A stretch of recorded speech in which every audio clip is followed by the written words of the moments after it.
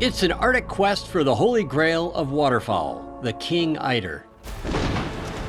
Hey, way to not waste any time, huh? While one man mushes inland in search of muskox.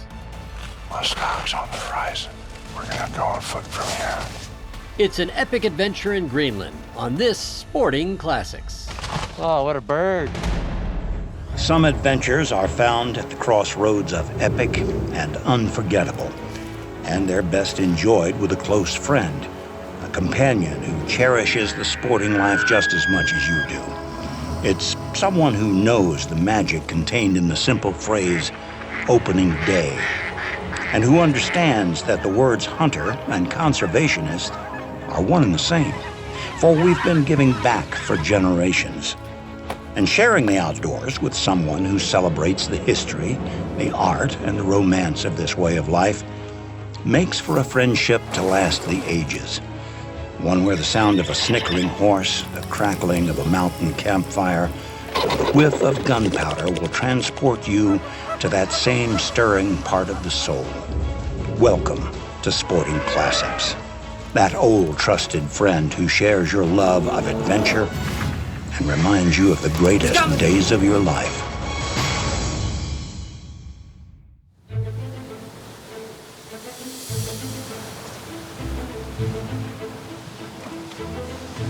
Pretty day, huh?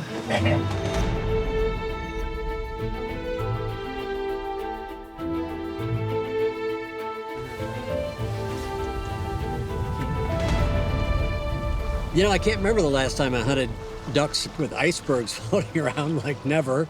And so to come here and experience this landscape this time of year and then catch up with the species that I've been chasing for 25 years really is a life fulfillment for me. And King, there's a king over here, guys. The reason this King Eider is so special is that, one, the uniqueness of where this bird lives. He's in the tip of the Arctic.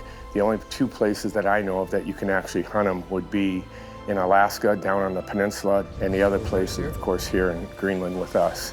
One just flapping the wings is a king? yeah. Yeah, buddy, he's all yours. Go ahead, kill him. Nice shot, bud. Hey, Down for the count. that was good stuff. Way to knock him out. I don't think they get much better, Chris. Look at that. Oh, my Lord.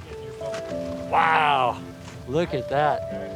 I tell you what, you know, that you could almost obsess on something as spectacular as that bird. I shot a pygmy goose a few years ago in South Africa. Pretty hard to get those, a very small range. But this has just been such a lifelong quest to get. It's an amazing experience up here with the most beautiful duck in the world, the Holy Grail of waterfowl, the King Eider. It's absolutely beautiful. Oh, what a bird. The fact that you're out there in the cold, right where that King Eider lives, and it's just so unique, it's worth the travel. As someone who has hunted birds on 5 continents, there are not many places left on this planet that I've never visited, or birds that I've never hunted. But they do exist, and this time I'm off to the end of the world. Greenland seems so remote that it almost feels like I'm going to the moon. Well, but at least I'm not going alone.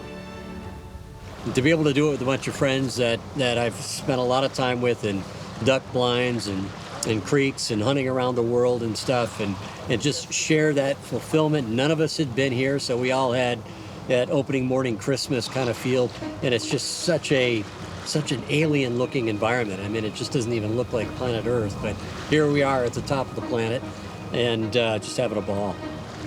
Get a Ducks feel. jumping right off on our bow, see him? Yeah. Are you loaded, Terry? I am, yes. These birds are not coming to decoys. They're not coming to the call. You're drifting downwind on them, and then they are flying past you. Stone king straight ahead somewhere. King? These birds are moving pretty darn quickly.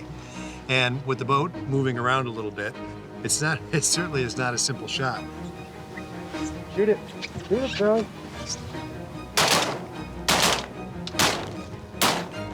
Oh, Crocky, you got it! That was unbelievable. That guy came out of nowhere and he swung in.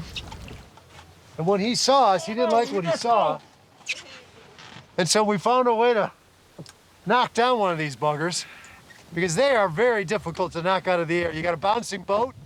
We're out here in 4-degree weather, freezing our rear ends off. Did you see how I slowed it down for him so he could shoot it? You sped him up because you shot behind him. Oh, shucks.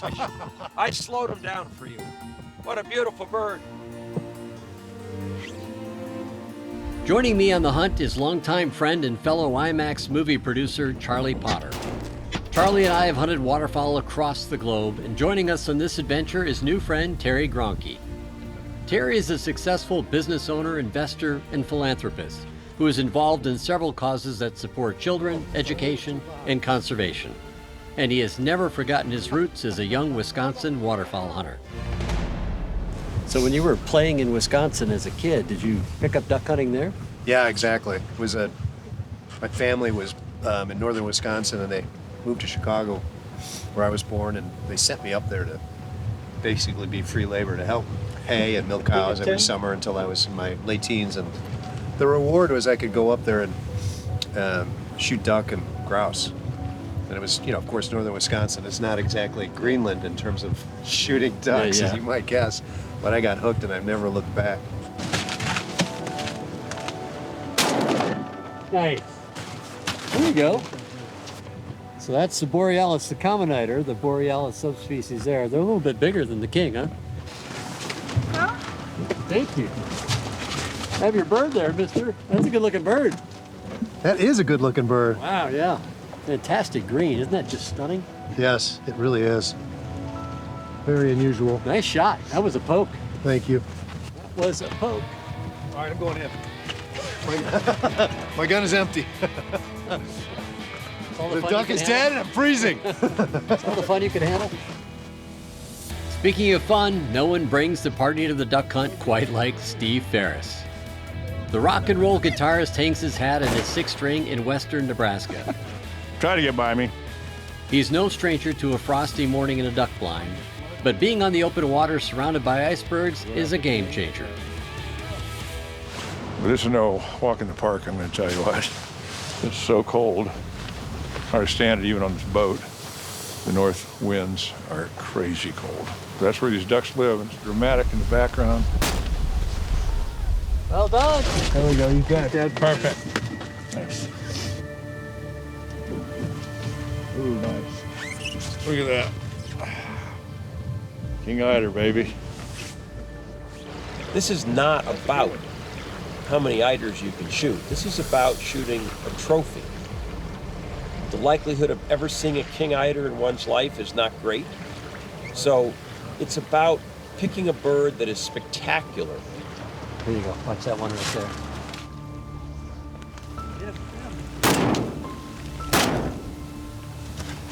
Woo-hoo! Way to not waste any time, huh? Dang. That's a pretty bird, too. Real nice bird. I got it. How could you possibly not think these are among the most beautiful birds in the waterfowl world? They are simply spectacularly beautiful ducks. I mean, they're just unbelievable. The color. Nice job. It's spectacular. Welcome to Greenland, buddy. To get this whole team together, number one, the schedules are tough to bring together, but then to get them together and then come this far away from our homes and whatnot is a pretty epic deal. It's a pretty rare thing in the calendar. So to make it happen, have such a fantastic experience, find the birds we were looking for with a great bunch of people, it's a win, a big win.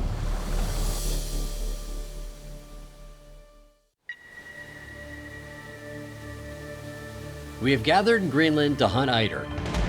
While the king eider is at the top of the pyramid, there are other birds on our wish list too. Well, this is my first time chasing the eiders, but I've dreamed about it a long time. They're beautiful birds. Also killing northern eiders, sometimes known as the Borealis eider.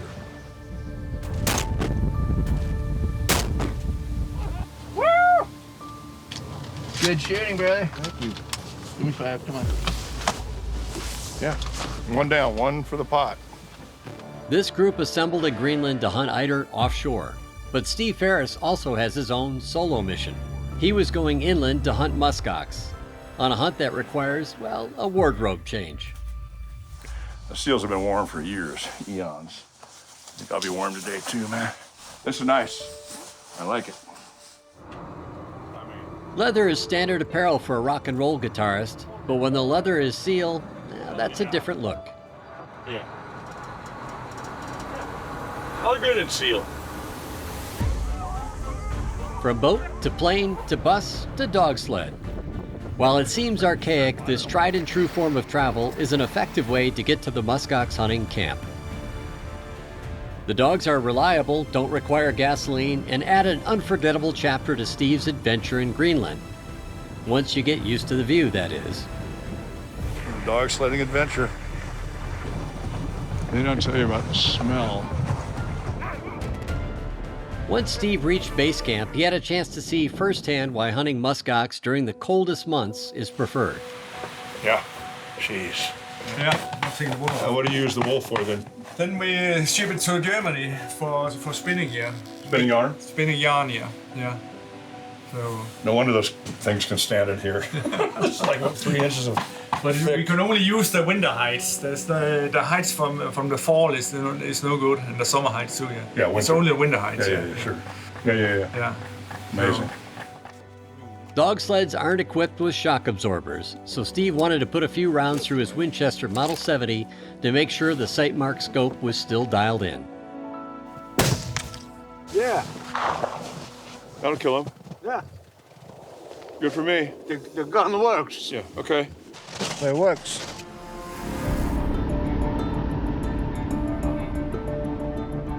The area is very, very big. So sometimes we drive over 160 kilometers out and back.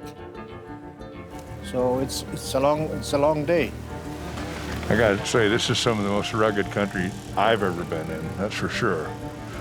When I thought of muskox hunting, I'm thinking of tundra and open areas. This is really, really rugged. It's rough. And we've got a snow machine and ATVs, which may be our problem because now we're trying to negotiate how to get both types of vehicles through the same place. One wants snow and one doesn't want snow. Normally the muskox would like to be down on flat land, but they also family with a goat, so they really good to go in the mountains. You see them? Yep. They almost look like rocks, don't they? Yeah. They're just laying down right now, right? Yeah. Steve, first day hunting, yeah, we saw muskox up on a hill, and we had to go up there to get them, and that's hard work.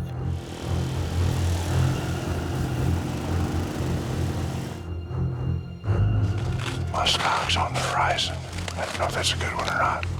A muscle will tell us we're gonna have to go on foot from here. There's no old bull. Not one. No. Okay. Some 5-year-old bulls with longhorns, but no boss. You know, you can tell when the guy's kind of saying, well, they're not that good, but if you want them, you can shoot them. It's not a great sell. I just heard an expletive. When I was asked, when are you flying out? I said, tomorrow. And there's a quick expletive after that. You don't like to hear the outfitter say that. But I'm sure we're going to do just fine. We are back to where we were yesterday. Hopefully we'll score before we freeze to death. On the final day of the hunt in Greenland's Arctic wilderness, Steve Ferris and Amasa Olsen have spotted a herd of muskox. Now it's just a matter of finding the right bull. About ready to go into action here, fellas. These 3 bulls have been hanging out right on the other side of this peak. It's never over till it's over. So, Look at them. And you can shoot from the rock. So we just go.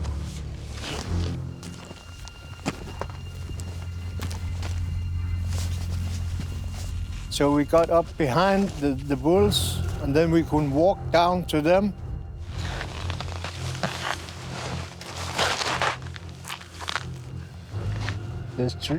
which one? The left one, maybe. Left one? I have to see the horn. Okay. No, the left one is, don't shoot. The horn is not good. Okay. Okay. The right one, you have to shoot the right one. Right one? Yeah, the right one, the horn is okay. This is an old guy. Okay. Yeah, look at that. Good.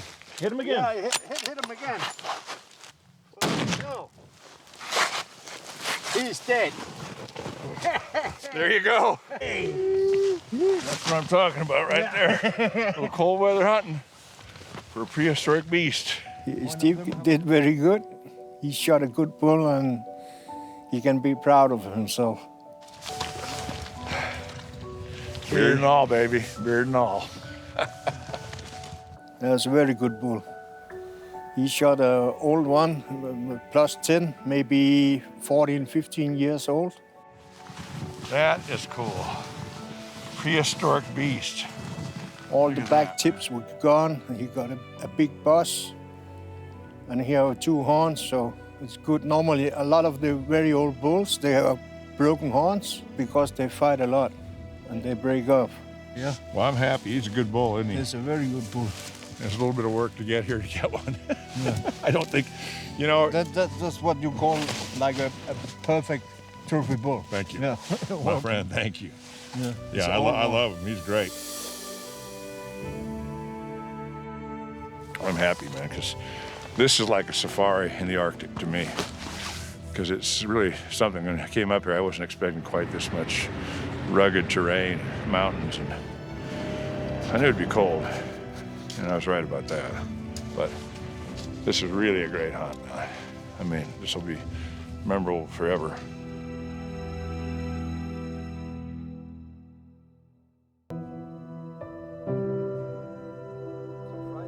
For as long as man has pursued game, the journey to the hunting ground has always been a part of the adventure.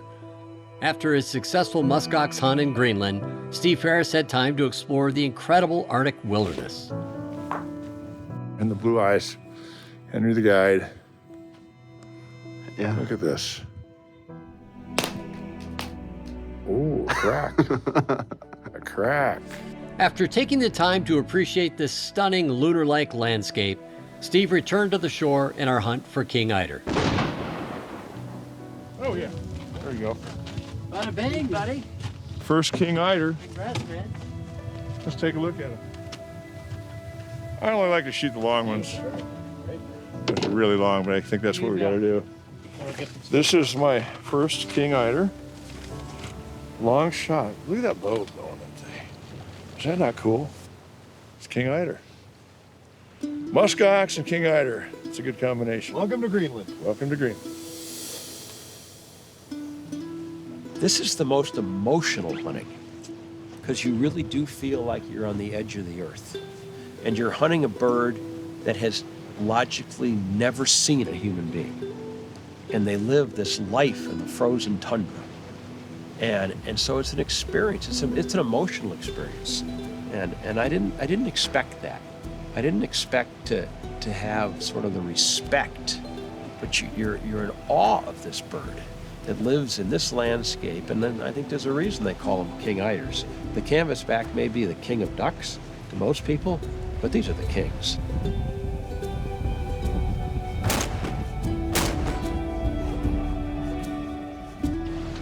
How about that? Woo! What a shot!